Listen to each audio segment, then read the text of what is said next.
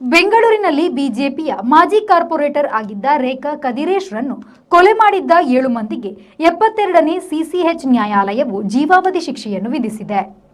46ರ cotton ಪೇಟೆಯ Peter, 20ರ ಸೂರ್ಯ alias Suraj, 21ರ Stephen, 22ರ Purushottam, 21ರ Ajay, 36ರ Arun Kumar, 35ರ Selvaraj Budaun ಈ 7 ಮಂದಿ ಶಿಕ್ಷಿತರು. ಮತ್ತೊಬ್ಬ ಆರೋಪಿ ರೇಖಾಳ ಅತ್ತಿಗೆ ಮಾಲಾ ಮೃತರಾಗಿದ್ದಾರೆ. 2021ರಲ್ಲಿ ರೇಖಾರನ್ನು ಕಾಟನ್ ಪೇಟೆಯ ಅಂಜನಪ್ಪ ಗಾರ್ಡನ್ನಿನ ಅವರ ಕಚೇರಿ ಬಳಿಯೇ ಈ ಗುಂಪು ಕೊಂದು ಪರಾರಿಯಾಗಿತ್ತು.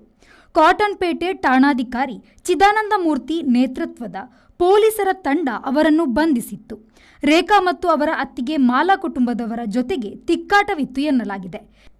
2018ರಲ್ಲಿ ರೇಖಾರ ಗಂಡ ಕದಿರೇಶ್ ಕೊಲೆ ಕೂಡ ಇದೇ ರೀತಿ ನಡೆದಿತ್ತು.